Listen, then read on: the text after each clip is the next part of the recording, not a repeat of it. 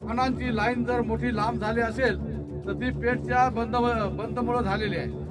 जय आदिवासी, जय आदिवासी। उद्यापासून मी उपोषणाला, मला त्या कर्जाळ्याच्या लोकांचा पोरांचा अभिमान आहे।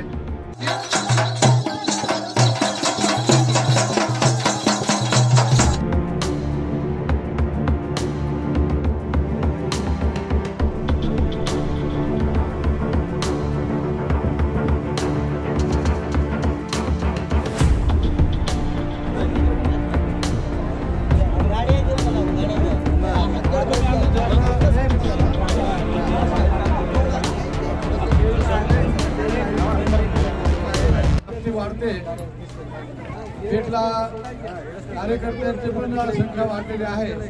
त्याचबरोबर त्या रस्त्यावरती जे वाहनं आहेत त्यांची पण संख्या वाढलेली आहे।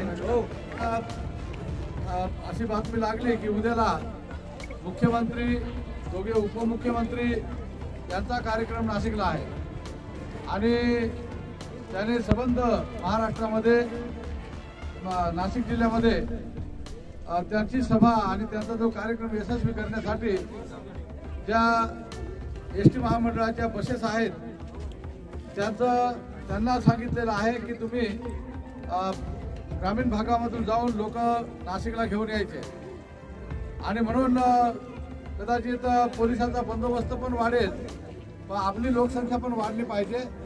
सरकारला हे कळलं पाहिजे की ह्या मागणीसाठी लोकांची भावना किती तीव्र आहे, किती लोकांना याच्याबद्दल म्हणजे असंतोष आहे हे सरकारला कळलं पाहिजे।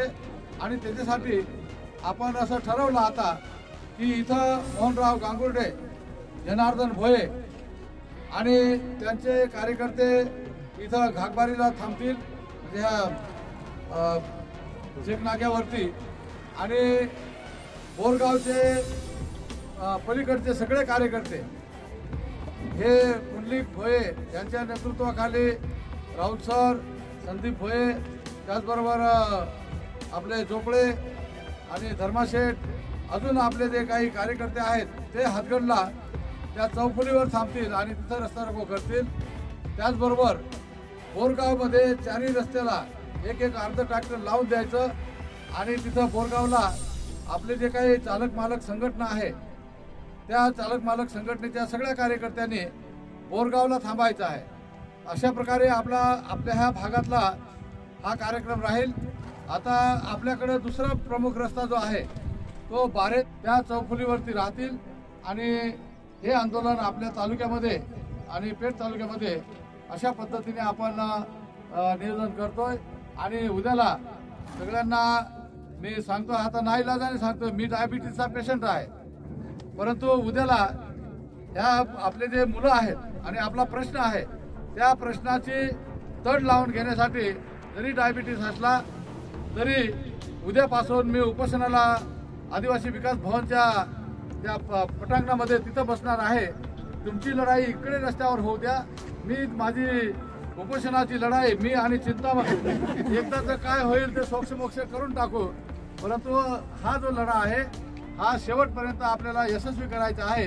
त्या दृष्टिकोनातून सगळ्या पद्धतीने सगळ्या फ्रंटवरती आपण ही लढाई लढण्याचा प्रयत्न करतोय आणि याच्यातून हेतू हाच आहे की आपले जे अधिकार आपल्याला दिलेले आहेत घटनेने ते अधिकार आपल्याला मिळाले पाहिजेत, एवढीच आपली अपेक्षा आहे। आपण नवीन काही मागत नाही, सरकारला अडचणीत आणत नाही आणि त्या दृष्टिकोनातून आपण ही लढाई लढतोय। आपण सगळ्यांनी जसं काल मी सांगितलं की आपण गावागावामध्ये दौंडी पेटवून आणि एखादी गाडी करा, अनाऊन्स करा आणि उद्यापासून इथं संख्या पण वाढवा आणि लोकांना पण याच्यामध्ये सहभागी करा। मला त्या कर्जाळ्याच्या लोकांचा, पोरांचा अभिमान आहे की एक गाव एका आदिवासी विचारानेच प्रभावित झालेला आहे। त्यांचे सगळे लोक त्या सुरगाण्याच्या कॉलेज जवळ, हायस्कूल जवळ तिथं सगळे जमलेले आहेत। काही एक इकडची मुंगी तुकडे तिकडे जाऊ शकत नाही, अशा प्रकारचा कडक बंदोबस्त त्यांनी केलेला आहे। आणि म्हणून आपल्या गावागावामधली माणसं जर आपल्या जवळच्या रस्त्यावरती जे हायवे आहेत त्याच्यावरती त्यांच्या गावाजवळच थांबले तरी सगळीकडे अशा प्रकारचा ठराविक ठिकाणी रस्ता रोको करण्याची गरज पडणार नाही। ज्याच्या गावाजवळ जो रस्ता आहे त्या रस्त्याच्या मध्यभागी आपण जर अडथळा निर्माण केला तर तिथल्या तिथंच त्या गावाच्या ठिकाणीच आपला कार्यक्रम यशस्वी होतोय अशा प्रकारचं मला वाटतंय। आणि म्हणून आपण सगळ्यांनी ह्या कार्यक्रमामध्ये जे भाग घेतलेला आहे तो अजून त्याला जास्तीत जास्त भरती व्हावी, आपल्यामध्ये जास्तीत जास्त वाढ व्हावी आणि हा कार्यक्रम यशस्वी व्हावा अशा प्रकारचा आपल्याला ह्या 1-2 दिवसामध्ये करावं लागणार आहे। आपला हा जो कार्यक्रम आहे हा कार्यक्रमाची व्याप्ती वाढत गेली पाहिजे, ताकद वाढत गेली पाहिजे, लोकांची संख्या वाढत गेली पाहिजे आणि सरकारला हे कळलं पाहिजे की आता आपण जास्त वेळ घेतला तर अजून याची तीव्रता वाढते आणि म्हणून ताबडतोब आपल्याला चर्चेला बोलवलं पाहिजे त्यांनी किंवा चर्चेला इकडे आलं पाहिजे आणि त्यातून आपला मार्ग निघाला पाहिजे। अशा प्रकारचा आपल्याला स्ट्रॅटेजी करावी लागेल। तेव्हा सगळ्यांना माझी विनंती आहे की आपण इथं जो काही कालपासून आंदोलनाचा लढा लढतोय तो अजून तीव्र करावा। पेठला थोडी गडबड झाली होती पण मी रात्री 9:30 वाजता तिथं पोहोचलो आणि तिथं जे काही नंतर आपण सांगितल्याप्रमाणे तिथं काही कार्यकर्ते थांबले होते, त्या थांबलेल्या कार्यकर्त्यांना आपण पुन्हा संघटित केलं आणि तिथला जो बंद होता तो आता कडकडीतपणे पाळला जातोय।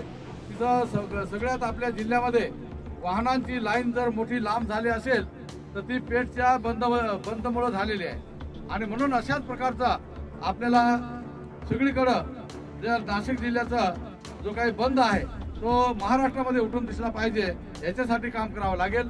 आणि त्याच्यासाठी आपल्याला सपोर्ट म्हणून आपल्या लढ्याला एक दुसरा भाग म्हणून आम्ही चिंतामण गावीत, भास्कर गावीत आणि मी स्वतः आम्ही आदिवासी भवनच्या प्रांगणामध्ये तिथं उपोषणाचा उद्या सकाळी 8 वाजेला आम्ही तिथं बसणार आहोत आणि त्याच्यासाठी आपले काही कार्यकर्ते तिथं आम्हाला बसवण्यापुरतं, जसं लग्नामध्ये जे काही नवरदेव नाही जे काही इतर काही कार्यक्रम राहत होते 5 लोक राहतात तसं थोडे तिथं सपोर्टला या आणि नंतर आपल्या आपल्या लढ्याच्या ठिकाणी आपण आपल्या लढाईला म्हणजे तिथं निघून जा।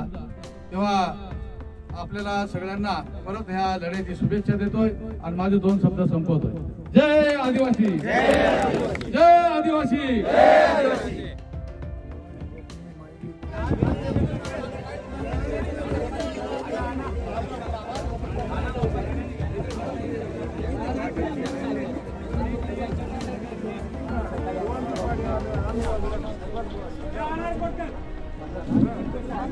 वांगणूकवाल्याच्या ठाकरेवाल्याला 2 मिनिटाचा कार्यक्रम सादर करायचा आहे। 2 मिनिटं फक्त या कार्यक्रमाचा ठाकरेवाले वांगणूकवाले त्यांनी थांबायचं आहे बरं का, ज्याने ज्याने चर्चा ऐकून तिकडे निघाले त्यांनी थांबायचं आहे। औरगाव अपघात करून थांबायचं।